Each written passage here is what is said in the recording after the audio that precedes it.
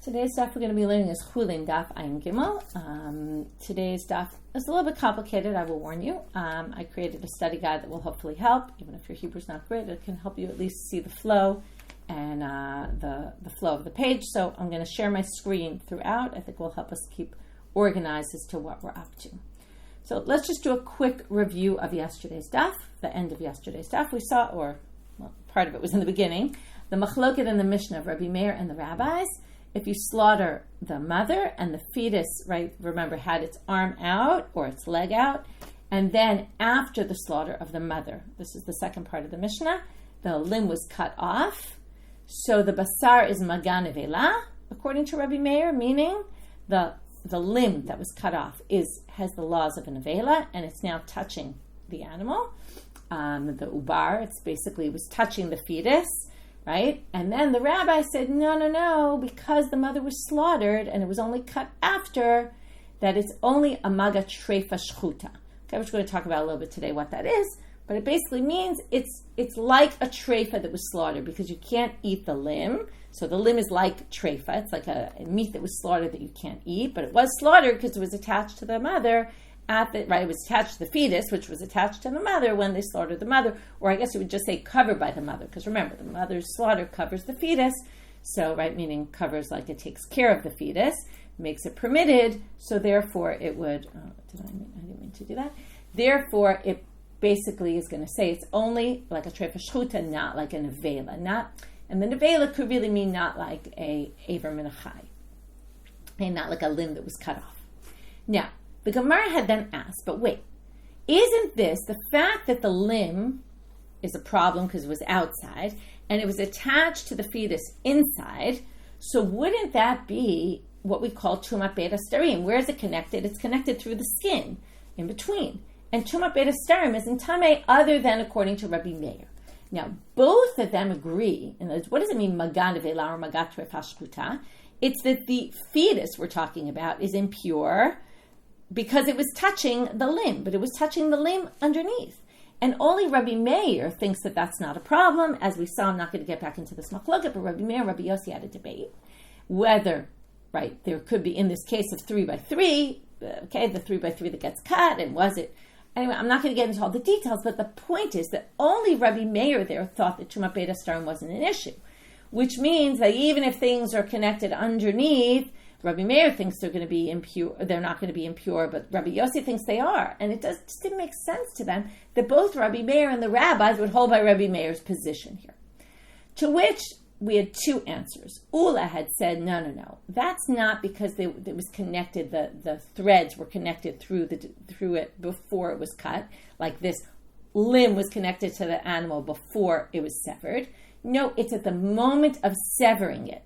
That's when it touches, right? By nature, it's just going to naturally touch as you're disconnecting it, and that's when it does it. And that's not already called beit hastarim because it's not in the body inside, like the veins inside that are touching. It's as you cut it, the outside is touching the outside. We already consider that revealed, and then it's not an issue of beit hastarim at all. And last end of the review part, Ravina said, now you can't compare between a cloth and a fetus, because a fetus is basically, in the end, it's meat, right? We're talking about food.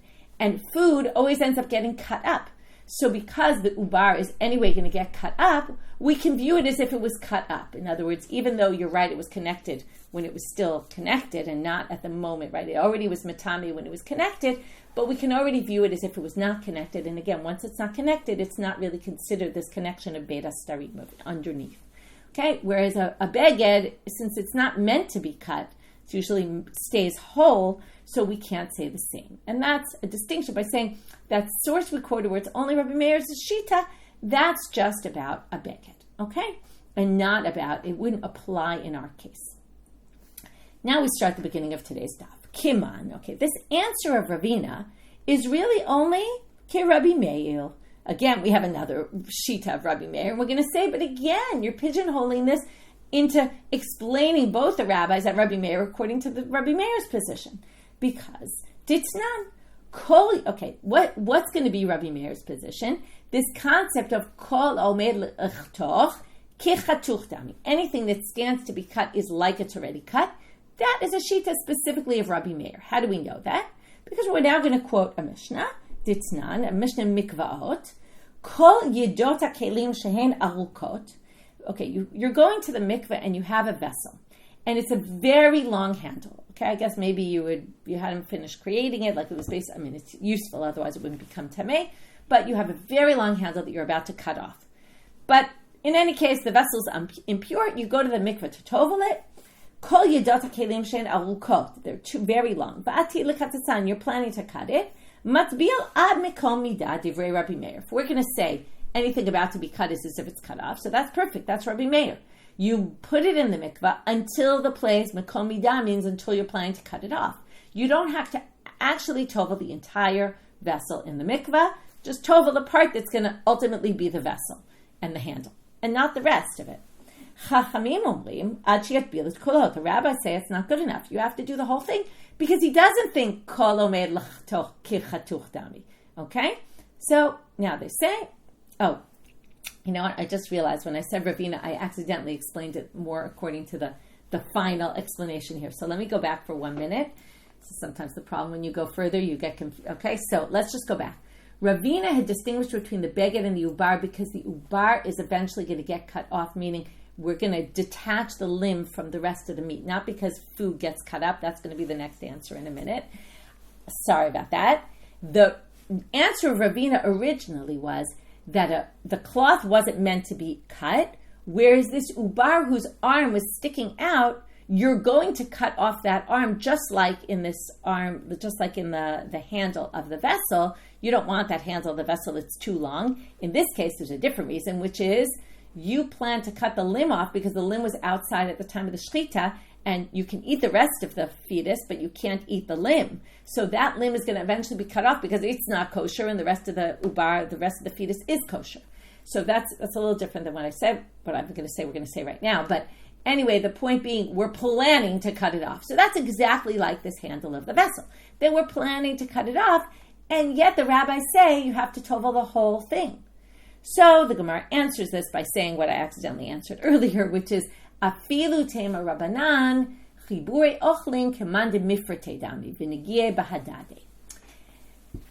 When you have a vessel that has a very long handle, we don't view that handle as different pieces, right? That's one long handle that's just meant to be cut off. So that's where the rabbis are going to say, okay, until you cut it off, it's one long handle. But connection of food, which is what this is what I accidentally said earlier, connection of food is basically items that are mifrate dami. They're viewed as separate particles, basically, and that are just nigie bahadade, and that are touching each other. And that's why we can view this limb as if it's disconnected already, even though we wouldn't necessarily view a handle of a vessel as if it's disconnected, because food is anyway meant to be cut up eventually, and therefore we can view this limb that was out of the body as touching, right? Again, this goes back to Ravina now, as touching the rest of the body. And again, since the limb is not permitted to eat, and since it carries impurity, again, question is whether it's tumat nevela, whether it's like an Ever Menachai has a law like nevela, or whether it's treifa shchuta, okay, because it's food that can't be eaten but was properly slaughtered according to the rabbis. Still, it passes on either which impurity to the rest of it, even though, right, it wasn't yet cut off.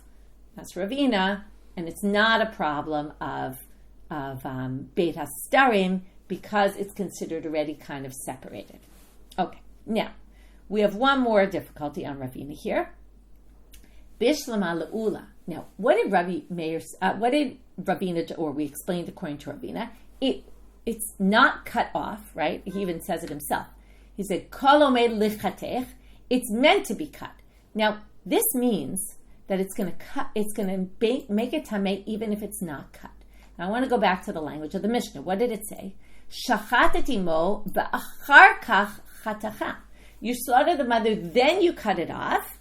The basar is magan nevela, or it's magat treifa shchuta. Now that sounds like only because it was cut, and that fits perfectly with ula, because what did ula say? At the moment of cutting it, that's when it has to end up touching the rest of the fetus, and that's when it makes it tamei. So bishlama leula hainu dechatani chatacha, Ula makes perfect sense because it says cut, right? When it's cut, that's when it does it. But Ela Ravina, my chatacha, according to Ravina, you don't need it to be cut. Why don't you need it to be cut? Because he just said it's going to make it tameh even through the veins, okay? Even though it's beit hastarim, it's hidden. But because it's about to be cut off, or it's meant to be cut off, or at some future point when you want to eat the animal, you're going to have to cut off that limb because that limb's not kosher and the animal is. So it's as if it's separated, and if it's separated, well, then we can't say it's connected inside in a hidden place because we view it as if it's separated. Again, it's not really separated. But the point is, you clearly don't need the Mishnah to say, Shachatiti mo v'achar kach chatacha. It's because after you will eventually cut it off, but you didn't necessarily have to cut it off for it already to make that fetus impure. So they have to say, right, why do you need the word chatacha? To which they answer a typical answer of the Gemara,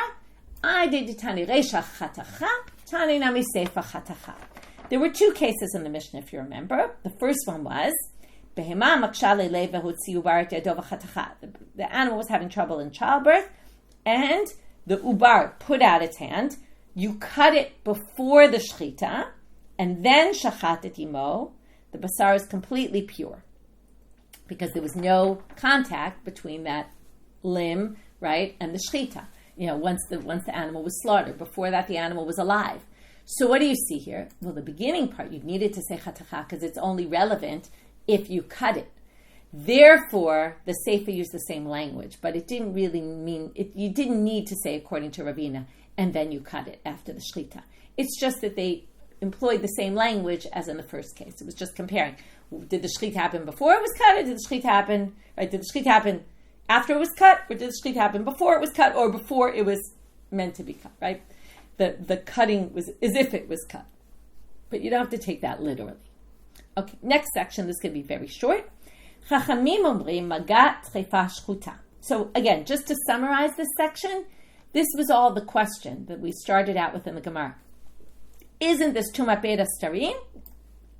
And then we basically answer, and like that Mishnah, which only Rabbi Meir thinks there's no tumat beit hastarim, but how could Rabbi Meir and the rabbis both agree with only Rabbi Meir here? To which we had Ula's answer. We're going to differentiate between a beged and, the beged, right? He explained the beged case in a different way, and he said it's actually the tumah is going when it, right? That's only when it's 3x3. But if it was a different case where it was big and then a small part broke off, which is exactly our case, when it's cut off, that's when it touches and that's when it passes on impurity. Because there's actual physical touching going on the outside that can be seen. And Ravina just said we're going to differentiate between a beged and a fetus because the fetus is meant to be cut off and the beged wasn't meant to be cut off. Okay, even if you did cut it, but it wasn't like a beged is always meant to be cut off. Here the limb went out, it's meant to be cut off. Okay, and then we had some questions on Ravina's two different questions and we resolved them. Okay, now the Chachamim say magat trefa shchuta. So now the Gemara asks, trefa shchuta mimatamya. But a treifa that gets slaughtered doesn't have impurity. What impurity are we talking about? To which the answer is, and yes it does. Avua de Shmuel, like Avua, the father of Shmuel, said, de Amar Avua de Shmuel, and this is what we mentioned yesterday, treifa sheshachata mitam'a b'mukdashim. A treifa that you slaughter passes on impurity to sacrificial items. Okay, it doesn't pass on impurity to Chullin, to regular items, but it does. It's a certain level of impurity that's relevant only in particular cases. Okay, so in many cases it won't do anything, but if it touches sacrificial items, it will make it impure. Okay, now we get to the next part, which is a braita. Okay, we saw already there was a long discussion in the Mishnah, a back and forth between Rabbi Meir and the rabbis about is it nevela, is it shchuta, what does each one say to the other? What we're going to do now, it's actually not here, okay, 100%. Some of it is, some of it's, you'll see why in a minute. We're going to basically, okay, so first they just quote a line in our Mishnah, which was part of the discussion between them. Okay, that was one of the claims that Rabbi Meir made. In a treifa shechita mitarata, this is the rabbi's position. In a treifa, the shechita permits it from, the shechita of a treifa, which is forbidden to eat, the shechita makes it not an avela anymore, not like a carcass of a dead animal, even though it can't be eaten. So likewise here, the slaughtering of the animal should prevent the the fetus from being impure, meaning basically the arm shouldn't be impure. It should be covered at least. You can't eat the arm, the limb that came out, but it should at least not have impurity of a nevela, just like a treifa, because it's not much different than a treifa. It was something that was part of a kosher animal but can't be eaten. Yeah, and there was a proper shchita done, so that removes nevela. But now what we're going to have is a braita with a back and forth between Rabbi Meir and the rabbis, different from what we saw in our Mishnah. And we're going to see, okay, if you see here on the chart, there's Rabbi Meir says, the rabbis answer. Rabbi Meir answers the rabbis, and then the rabbis answer. There's 4 sections. Now in the braita we're going to read, okay, so if you count 1, 2, 3, 4 as Rabbi Meir, Chachamim, Rabbi Meir, Chachamim, we're going to now have a braita that only has 1 and 4. And then we're going to say, okay, the 1 and 4, now we don't know yet that it's 1 and 4. We think it's 1 and 2, Rabbi Meir and the rabbi's response. But we're going to see that the rabbi's response is completely not a valid response to what Rabbi Meir said. It's like he's talking apples, he's talking oranges. They have nothing to do with each other. To which the Gemara is going to have to say, we're missing words in this braita, and there must be 2 more conversations, right? 2 more retorts, the retort of the rabbis to Rabbi Meir and a retort of Rabbi Meir to the rabbis, to which we finally get to number 2, which was number 2, now it's number 4. You follow? So this part is, okay, just so you see in the chart, Amar Lahem Rabbi Meir, the first part of the chart, and then the bottom part of the chart is the answer, but we're going to have to add in 2 more sections to make it make sense. So Tanya. So we're going to read this and we're not going to really understand it yet. Amar lahem Rabbi Meir. Rabbi Meir said to the rabbis, now you think that this isn't nevela. What permitted it from not being a nevela, this limb that was out of the body? Shchitat imo, the slaughter of the mother. Well, if that's the case, im came to tirenu b'achila. If you think that the slaughter of the mother removes the nevela status, it should then permit it to be eaten also. In other words, once you're saying that, take it all the way and just say maybe the limb can actually be eaten. Okay, which obviously it's not the case. So Rabbi Meir is kind of mocking them and saying it's either all or nothing. Either it's nevela and it can't be eaten, right? Either it can't be eaten and then it would have the law of nevela. If it can be eaten, then it shouldn't have the law, then it should. Let's say it like this, maybe say it better. If it can't be eaten, then it should be a nevela. If it's not a nevela, then it must mean it can be eaten. Okay, that's his logic. To which you're going to see why this answer has absolutely nothing to do with anything. Amrulo, the rabbi said, Harbe matzelet al she'ena gufa yoter migufa. The mother, right, protects the fetus much more than she protects her own limbs. Sharei shaninu chotech mina ubar shebemeha mutar b'achila. If we go back to the first Mishnah in the chapter, what did we say? Remember the case was the fetus had a limb that was cut off, but it was still inside. It never went out. And that actually is covered by the shchita of the mother, and it will be kosher, as opposed to a part of the body of the mother itself, like the spleen or the kidneys being cut and left inside her body, are going to be forbidden. Okay, what this has to do with Rabbi Meir said, as I said, this has nothing to do with it. So my comment, the Gemara says, what were the rabbis saying? How does that have anything to do with it? So Amar Rava v'Amar Lachti, either Rava said this or some unattributed person, we don't know who said it. There's parts missing in this braita, obviously, and this is how you should read it. Amar Lahem Rabbi Meir. Okay, so the first line is going to be the same. Okay, we're going to have the first line and the last line, but we're going to have 2 more in between. Right, again, why do you think this isn't a nevela? Because you said the slaughter of the mother removes the nevela status. Im came to tirenu b'achila, it's all or nothing. So it should even be permitted to eat, and we know nobody thinks that.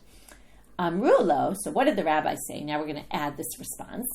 Treifa tochiach. What do you mean? A treifa will prove it, because treifa is a perfect example where shchitatam etahartam midei nevela. It's not anymore considered a nevela if you slaughter it, right? If you have a treifa and you don't slaughter it, you let the animal die, well, then obviously it's going to be a nevela. But if you do a kosher shchita to an animal that's a treifa, meaning, right, an animal that, let's say, has some disease that's going to die within 12 months, or any of those list of treifas that we saw, so it's not going to be a nevela anymore. It doesn't have the impurity of nevela. But remember, nevela has 2 elements. One is you can't eat it. Okay, still a treifa, you can't eat either. But it doesn't have the impurity of a nevela. Nevela impurity is very high-level impurity. It means that it's an av hatuma.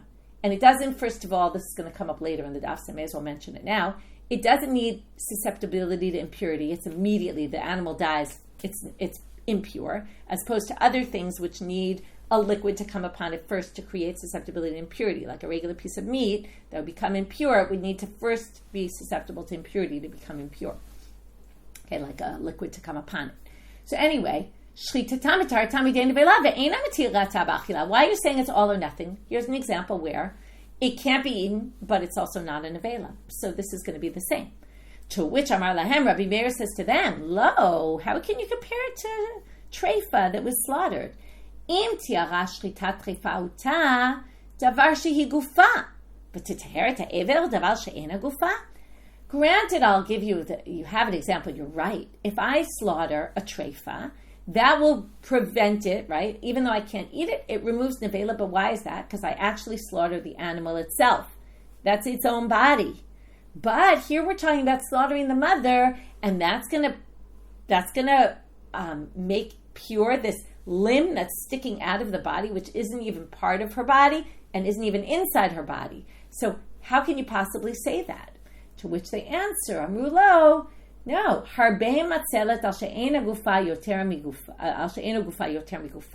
This is actually, I'm realizing now, this is a very profound statement if you take it out of context. But, right, a mother can actually protects better what's not in her body, meaning her offspring, more than her own body, right? It's a great line about mothers and their protection of their offspring is much stronger than the way they protect themselves. Anyway, that's just an interesting line. So, but if you think about it in the context here, what it's technically saying is there's ways that the slaughter of the mother actually covers things that are outside her body much more so than inside her body. Now you see why it connects. Because Rabbi Meir was trying to say, don't compare shchita of a treifa, which is the body itself, to shchita of, to the effects of the shchita of the mother on this limb that's not even her own limb. To which they say, what do you mean? She protects her own limb, the things that aren't her own limbs much better. Because Sharei Shaninu, we saw in the Mishnah.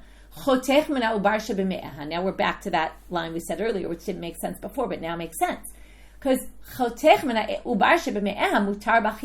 if a piece of the limb of the fetus is cut off but stays inside and never left the body, it will actually be permitted to eat. But yet, if it's part of her own body, but if it's part of her own body that was cut but in her body, that's not considered part of her body anymore. So what do you see? The mother can actually prevent impurity better from other things. Right here it's eating, but for our case it's going to be preventing it from being an avela, parts of other, right, more than her own, and therefore if it works for treifa, even though it's her own body, it should for sure work for the fetus as well. Okay, so now we've reread the Braita in a way that it actually makes sense. Now, again, why are we reading this? Because this is just another version of a conversation between Rabbi Meir and the rabbis. That we saw one version in our Mishnah, here's another version. And now, if you were a little skeptical about how could we add all those extra words, we're going to bring a Braita that supports this reading. Tanya Nami Hachi, there's a Braita to support this. This is not on your sheet. But if you would like to follow the words in the sheet while I'm reading, you're going to see two minor differences. One is more minor, and one is a little bit more, it doesn't make much of a difference, but it's going to lead us into the next sugya. Okay, 3 words, or I think it's 3 words. Tanya Nami Hachi. So the first difference is very insignificant. It's right here. Amar lahem Rabbi Meir, v'chimite ro le'ever se midei nevela. Instead of Rabbi Meir saying before, who was mitayar this midei nevela shchitat imo in ken titirena b'achila, the whole thing was Rabbi Meir. In this version, Rabbi Meir says to the rabbis, who permitted this aver from being a nevela? Who removed the din of nevela? And Amrulo, the rabbis retorted, shchitat imo. It's the shchita of the mother that made this aver not a nevela anymore. To which then Rabbi Meir says, im ken titirenu b'achila. So it's the same thing. It's just a little bit of a back and forth there. And the rabbi said, well, if the mother can prevent it from being a nevela, then you should take it all the way, and the limb should be able to be eaten. Amrulo treifa tochiach. So then they said back, now we're going to see 2, 3, right, that we're missing in the first Braita, section 2, which is the rabbi's retort to that, and section 3, which is Rabbi Meir's retort to the rabbis, and then we'll finish up with section 4, which was the one that we didn't understand. So, Amrulo, Treifa tochiach sheshchitata mitarata midei nevela. So this is just a review if you didn't catch it the first time. Treifa will prove it because a treifa is a perfect example. It's shchitata mitarata midei nevela. The shchita prevents it from being a nevela, but yet eina mitirata b'achila. So those two of eating and no impurity of nevela don't necessarily go hand in hand. Amar lahen, don't use shchita of a treifa as a proof because that's its own body as opposed to this limb, which is not the mother's own body, right? The mother was the one slaughtered and the aver belongs to somebody else. Now here come the extra 4 words. Ve'et ha'ever hamidul ba. Okay, if the shchita might help a treifa, okay, it might help. I granted that a shchita will undo the nevela level of a treifa, right? A treifa is not going to be a nevela if you slaughtered it. And what else will it help? In aver hamidul dalba. What is that? Okay, this is a whole case we're going to get into now because we quoted it here. If you slaughter an animal and there's a limb hanging by a thread, it's almost completely disconnected and it's hanging by a thread off the animal. So if you slaughter that animal, it's going to prevent that limb from being an aver min achai. Okay, it should be theoretically an aver min achai. It's going to prevent it. Now you can't eat it, but it's not going to have the impurity of aver min achai.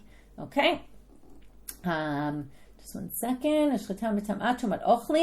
Right, it's mitami tumat ochlin. It's basically treated like meat. So if it becomes susceptible to impurity, then it will be impure, right? And then it touches impurity. But not tumat nevela, which is like aver min achai usually has a tuma like a nevela. Okay? Although there's a bit of a difference between them, but not for right now. So, if the shchita of a treifa or the shchita can affect and remove the impurity of nevela from an aver that's hanging off of it by a thread, that both of those are davar shegufa. But to teheret ha'ubar she'ena gufa, but this fetus is not its own body, so how could it possibly affect it? To which again the rabbis say, Amrulo, harbe matzelet al she'ena gufa yoter migufa. This mother has more power to prevent things that aren't its own body than its own body. Sharei shaninu, as we saw in the first mission in the chapter, chotech min ha'ubar shebeme'ah mutar b'achila. If you cut, right, if a piece of a limb of the fetus is cut but stays inside the womb, it's going to be covered by the shchita of the mother, but if parts of it, the spleen or the kidneys of the mother get cut and are still in the body, asur b'achila, the shchita is not going to cover them. So that's the retort the rabbis give to Rabbi Meir. Okay, so that was just a braita to prove that our new reading of the braita, that either Rava or some unattributed person suggested, is a good reading. Okay, now because we mentioned this aver hamidul dal, we're now going to bring up a machloket Rabbi Shimon ben Lakish, that's Resh Shin Bet Lamed, Rabbi Shimon ben Lakish, which is also known as Rish Lakish, and Rabbi Yochanan. Okay, so I'm a Rabbi Shimon ben Lakish. Kemachloket b'ubarim, kach machloket be'evarim. Okay, since we mentioned this aver hamidul dal, Rish Lakish says the same exact machloket we have between Rabbi Meir and the rabbis. Is it nevela or is it treifa shchuta? Okay, is it like a treifa that was slaughtered that doesn't have the tumah of a nevela? The same machloket by this limb of the fetus that was hanging outside, and does it create impurity, pass it on to the fetus, right? The impurity of nevela or the impurity of a treifa that's slaughtered, which is a rabbinic, much more minor and only applicable if it's kachim. Right? That would have to mean, by the way, that the mother was sacrificial meat, right? It was an animal that was supposed to be sacrificed, and now we slaughtered it, so it's kachim. And then the fetus inside has sanctity as well, and then it's going to pass on to the fetus. Okay, so that same machloket is the same machloket with evarim. It's the same thing with this aver hamidul dal. If you slaughter the animal and there's this limb hanging off, Rabbi Meir will say, you know what, that limb carries nevela. Okay, so even though you slaughtered the animal, it doesn't matter. That limb was basically almost completely disconnected. And it's like a nevela. And again, if you go with ula, let's say, as you cut it, it's going to make the rest of the animal tuma nevela. And the rabbis are going to say, no, it's like a treifa shchuta, because the rest of the animal was kosher, and we're not going to have that aver that was, it's still somewhat connected. It's only going to pass on impurity like a treifa shchuta, because again, the aver can't be eaten. It's the same exact issue. The aver can't be eaten, just like the ubar can't be, the limb of the ubar can't be eaten. So, same machloket. That makes a lot of sense. But Rabbi Yochanan Amar, and we're going to deal with Rabbi Yochanan for today, machloket be'ever du'ubar. Okay, the machloket is with an aver of the fetus. Aval be'ever de'be'ema divrei hakol shchita osa nipul. Okay, what does that mean, shchita osa nipul? Nipul means like nafal, as if it fell. The shchita makes it as if it was disconnected. Now, if the shchita makes it disconnected, then what is it? It's got tuma of, if the aver was disconnected. Now, everyone agrees that when the aver is miduldal, and then we slaughter it, we view that limb as if it was completely disconnected, which means it has the status of aver min achai, and it's like a nevela. Okay? So that animal, that limb is basically like an aver min achai. It's as if it wasn't connected at all. Okay? When you slaughter it, we say, that aver that was hanging on a string, disconnected, and it's aver min achai, and it has tuma like an nevela. Okay. Now, you might already gauge there's a problem here, because what did we just say? When we reread that Braita, when we brought the second version of the Braita, what did it say? The shchita of a treifa, right? The shchita of a treifa is like the shchita of an aver meduldal, both of them. The shchita permits it. It's the exact opposite here, okay? So we're going to have a problem with it. That's why we're going to reread Rabbi Yochanan in a minute. Okay, that's why there's Rabbi Yochanan Lashon Rishon, the first version, and Rabbi Yochanan, the second version. It's going to be the opposite. Okay, but in the meantime, we're still in the first version. Amar Rabbi Yossi Rabbi Chanina. My time is Rabbi Yochanan liba de Rabbanan. Okay, now the question that Rabbi Yossi Rabbi Chanina asked in this version is, why does Rabbi Yochanan think that the rabbis shift their position and have a different position for the ubar, where they say it's a treifa shchuta, it's not a nevela, but when it comes to the limb, they say, oh no, that's a nevela. Why? Hai it le takanta bechazara. Hai late le takanta bechazara. Okay, you have to go back to the first sugya of our chapter. What did we learn? There's a machloket Rav and Rabbi Yochanan. If the ubar puts its arm out, its leg out, brings it back in, what did we say? Rav said, once it went out, you can't eat it anymore. Rabbi Yochanan said, once it went out, it doesn't matter. As long as you bring it back in and it's inside the time of the shechita, as opposed to our Mishnah where it was outside at the time of the shechita or cut off before the shechita. But if it was inside at the time of the shechita, you can eat it. So he says very simply, the ubar can be fixed by bringing it back in. So even though it was out, it's not so bad. The aver, if it's hanging on a string, it's never going to be permitted to eat. That's always going to have the law of aver min achai. So for impurity purposes, it should also have the law of aver min achai and be considered a nevela, and shechita shouldn't help that. That's the way Rabbi Yossi Rabbi Chanina explains Rabbi Yochanan right now, until we change Rabbi Yochanan. Okay, but what's the problem here? You know the problem, I just mentioned it. Meitive, here's the difficulty with this reading. Amar lahem Rabbi Meir, lo. Imtia, right, in the middle of the claim we said Rabbi Yochanan said in the Braita, okay, section number 3, remember Rabbi Meir started, the rabbis retorted, Rabbi Meir retorted to the rabbis. He said, lo, imtia rashchitat shreifauta ve'et ever hamiduldal ba. The aver meduldal is covered by the shechita. It removes the nevela status, right? It doesn't consider it, it's not considered an aver min achai then. That's davar shegufa. Okay, the rest isn't important, but the point is that's its own body, so I get why it would be effective there. But to te'er et ha'ubal, davar she'ena gufa. Okay, that's not important. That's just about the ubah. So now, turning to Amud Bet. Bishlam ala Rabbi Shimon ben Lakish. L'divrayim ka'amar lehu. Now, how can we read this according to Rish Lakish? It's very easy. Not so easy, but it's reasonably easy. Rish Lakish said that there was a machloka between Rabbi Meir, is it a nevela, or is it a treifa shchuta, even in Evarim? That's what it says here, right? Ubarim and Evarim, it's a machloket. So now, if it's a machloket, then Rabbi Meir holds it's maga nevela. So how is Rabbi Meir saying the Ever Meduldal is not maga nevela? Well, he's talking about according to the sheet of the rabbis. He's saying according to you. Okay, and here it starts out. He says, Lididi, according to me, Loshna Ever de Ubar, Loshna Ever de Be'ema, Ki Adad. I think the limb of a fetus, I think the limb of the animal that's hanging off, right, the limb of the fetus that was outside at the time of the shechita, the limb of the limb hanging off. I think both of those are the same, meaning they're nevelas. But now they don't even finish the sentence, but according to you, who thinks that it actually is only a treifa shchuta and it's not a nevela, so fine. Still, that's the Ever HaMeduldal, that's the animal's body part, but not the fetus, which is not even the animal's, right? You're slaughtering one animal and you want it to cover the limb of the fetus that's hanging outside the body. Why should that be covered by that? Anyway, the point is it could make sense. But the Rabbi Yochanan Kashya, because no, this claim of Rabbi Meir that the Ever HaMiduldal is protected by the Shchita, meaning it removes the Tumah of Nevela from it, it's not considered an Ever Menachai, well, nobody says that. According to Rabbi Yochanan, Divrei HaKol Shchita Osani Pul, when you slaughter it, the Ever that's hanging on by a string is considered disconnected. It's a Nevela. It's not covered by the Shchita at all. And nobody says that according to our Braita. So, Ela'iyat Mar Hachiyat Mar. So you have to change it. You have to say the following. We're going to start with Rish Lakish, even though we changed nothing in Rish Lakish. Amar Rabbi Shema ben Lakish, Kamachloket Bubarim, Kach Machloket Bevalim. He thinks it's the exact same Machloket. Nothing's changed there.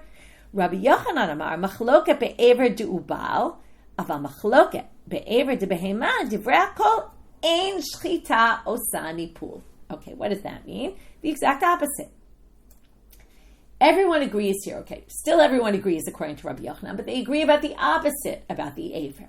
That when you have this limb hanging off, everyone agrees that Shchita doesn't mean it's disconnected, meaning it's covered by the Shchita. Now it's just like a treifa, basically. It's no one thinks you can eat that limb.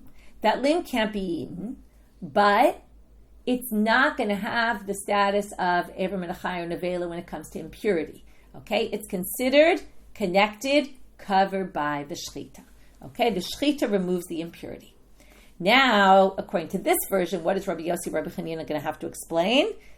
Every time he has to explain the Shita, the changes between the fetus and the limbs. Now, in this case, since we flipped everything, it's going to be Rabbi Meir who's different, because Rabbi Meir says, in the fetus, it's a nevela.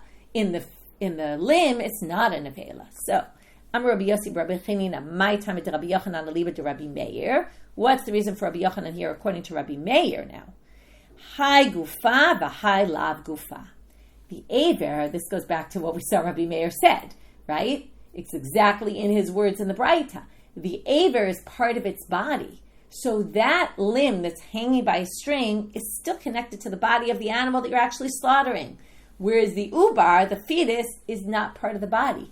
So the limb of the fetus, which is outside the body, when you're slaughtering the body of the mother, is not going to, that the shchita of the mother is not going to affect this limb that's outside. It's going to be called an nevela. Okay? So now we have an explanation that makes more sense of the opinion of Rabbi Yochanan. Now we're going to have the statement of Rabbi Yitzchak bar Yosef, Amar Rabbi Yochanan. Okay, Amar Rabbi Yitzchak bar Yosef, Amar Rabbi Yochanan. Okay, another statement in the name of Rabbi Yochanan, which is half of this we just saw. Half of it is going to be new. Hakol modim, this is the new part. Shemita, hakol modim, meaning Rabbi Meir and the rabbis both agree. Shemita osani pul. Okay, we're talking about this, we assume anyway, we're going to see in a minute, that we're talking about the limb that's hanging off the body. If the animal were to die, it makes nipul. What does that mean? It disconnects, remember, nipul from falling. If the animal just died on its own as opposed to being slaughtered, okay, let's just read the second line and then we'll compare them. Because the second line we already know, it'll be easier. Ein shchita osani pul. Okay, this is what we just said, Rabbi Yochanan said in the second version. The shchita doesn't make it disconnected, and, right, that's going to mean that the tumah it has is not nevela or ever menachai, right? It's neither. It's a treifa shchuta. Okay, meaning it's like it was a treifa that was slaughtered. That limb, right, the animal that gets slaughtered, the animal obviously is kosher. The limb that's hanging off can't be eaten, but it doesn't have impurity of a nevela or ever menachai. Okay? But if the animal were to die with this limb hanging off on a string, the death disconnects it, and this is actually going to be to make it a little bit more lenient. Now, all the time we've been talking about nevela, ever menachai, as if they're kind of the same, but there's a difference between them. And now we're going to say this. If the animal dies with a limb hanging off, okay, in a minute we're going to ask, are we talking about the fetus or are we talking about the aver? Okay, but and then we're going to say aver be'ema, so it's easier to just explain it like that. We have a limb hanging off of the animal, and the animal drops dead. That limb is not going to be called a nevela, it's going to be called an aver menachai. Now, there's something similar about nevela and aver menachai, but there's also something different, okay? One of the similarities is, which we're going to get to soon, which is it doesn't need a hechsher lekabel tum'ah. It doesn't need a liquid to get upon it. It's immediately impure. Okay? No matter what, it's impure. And it doesn't need, for it to get susceptible to impurity and then for some impurity to touch it to make it actually impure. It's impure right away. But if it's Ever Min HaChai, there's one big difference, which is if meat separates from the Ever Min HaChai Tuma is when it's whole, when there's an Ever and there's Basar, Gidim, and Atzamot, right? There's meat, there's sinews. Like what's a limb? It's bones, meat, sinews, okay? If some meat comes off of the Ever Min HaChai, okay, you separate some meat from that limb that was off, the meat doesn't carry impurity. Only the limb itself. But if it's an avela and you cut a piece of meat off an avela, it's going to be impure. So if this had impurity of an avela, if we said mita eno sanipul, and it's completely attached, even though it's only attached by a string, we view it as completely attached, then it would have the impurity in avela. And if some meat got cut off of this limb later, right after the animal died, it would still be impure. But if it's Ever Min HaChai, it won't be. Okay, so there's two kulas here. One is mita osa nipul is actually a leniency because it drops it from nevela to Ever Min HaChai. And ein shchita osa nipul is a leniency because then the shchita covers this aver and it's actually not going to have the impurity of a nevela, of a carcass. So now they say b'maya skinan. In what case is he talking about? And this is what I said. They're going to suggest maybe he's talking about the aver of an ubar. But what did Rabbi Yochanan was quoted as saying? Everyone agrees. Now we know everyone doesn't agree in a fetus. That was our Mishnah. In the fetus and the part that the limb that's hanging out of the fetus, Rabbi Meir and the rabbis disagree. So it can't possibly be talking about that. Ela be'ever de behema. But that's a problem also. Because if you say ever de behema, there's nothing new about Rabbi Yochanan saying. And then why did he say it? Because shchita tanina and mita tanina. Because both these things are learned in Mishnayot in Daf Kuf Chaf Zayin of Chullin. Okay? Now we're going to see that exactly what he said, mitau sanipul and ein shchitau sanipul, appears in the Mishnah. So why does Rabbi Yochanan need to tell us something that says explicitly in the Mishnah? That's what we just had a question. The Rava asked Rabba, why did you say tuma blua and tara blua? It says them in the Mishnah. If it says it in the Mishnah, you don't need to tell us. So where does it say it in the Mishnah? So the first is meita habema. If an animal dies, habasar tzarich hechsher. If the animal dies, now we're assuming we're talking about either meat hanging off, or like just some meat, not with a limb, or an aver hanging off. So if there's meat hanging off, hanging on a string, it's called basara medulal. Okay, the same thing is, right? So we have meat hanging off. It needs hechsher, meaning it's not tamei ever min HaChai or basar min HaChai. It doesn't have that impurity. It needs a liquid to come upon it and then to become impure for it to actually be impure. It's just treated like the meat itself. This is if the animal dies. And ha'ever mitamei mishum ever min HaChai ve'ena mitamei mishum ever min HaNevela, divrei Rabbi Meir. This is exactly what Rabbi Yochanan said. Mita osen nipul, what did we say that means? That an ever min HaChai is, right? It's ever min HaChai, it's not nevela, because this is considered separate from the body. So that's exactly what he said. The aver itself, the limb that would be hanging off, would be aver min HaChai, and it's not an aver from a nevela, divrei Rabbi Meir. So that, right, neither is tumah nevela, not the basar, not the aver. So that Rabbi Yochanan said, and it says it in the Mishnah. And the shchita also is said in the Mishnah. Nishchita be'ema, if the animal was slaughtered and didn't die, with either the limb, we assume it means with the limb or the meat hanging down. Huchshiru b'dameha, tivrei Rabbi Meir. Rabbi Shimon Omer lo huchshiru. There's a machloket here whether the blood of the shchita creates the susceptibility to impurity here. But it's obvious that both of them agree that it's not impure, not nevela, not ever min HaChai, which is exactly what it means. Ein shchita osa nipul, which is, it's a tomb of treifa shchuta. It's not ever min HaChai, it's not basar min HaChai. Okay? It's not nevela, it's not ever min HaChai. So that also appears in the Mishnah. So now they're going to say, okay, now we assume this is nishchita be'ema huchshiru b'dameha means the basar and the aver that are hanging. So now we're going to say, why does Rabbi Yochanan, what's he coming to add? Well, he's coming to tell us in case you might have thought, imeahi, if you had learned it from this Mishnah, we're talking only about the shchita part, then you could just say the mita part, Rabbi Yochanan just added because he was talking about shchita and he was comparing them. So as long as you prove one is needed, which is what we're going to do, say, imeahi hava mina mai huchshiru, abasar v'lo ha'ever. Maybe when it says huchshiru, it was only talking about meat that was hanging, not a limb that was hanging. And then comes Rabbi Meir to say even a whole limb that was hanging won't be called ever min HaChai. What's the problem with that? Huchshiru is plural, means must include two things, which means it can't be talking about just the meat. It would have to be meat and the limb, and then that doesn't make any sense. We're back to square one. So the Gemara says, no, maybe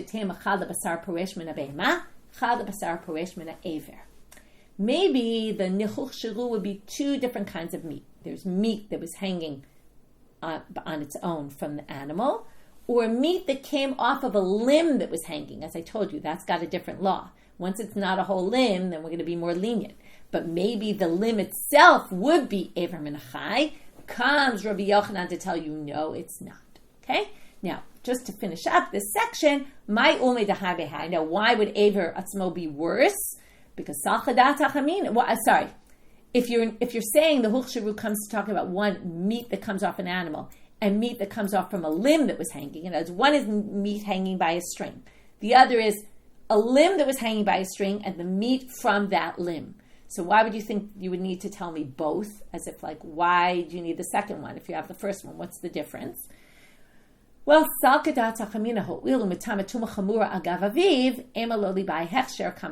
might have thought that since if the meat was still on the limb, maybe it would have the status of the limb itself, which would be maybe Ever Min HaChai, which it's not. But you might have thought it would be Ever Min HaChai, and therefore once it's detached, maybe it retains that status and it doesn't need something to spill on it, some liquid to become susceptible to impurity. Kamash Malan, that's why they had to tell you Huchshiru, one for Basar Peresh Min HaBeimah, one for Basar Peresh Min HaEver, because you would need that one stated as a separate point.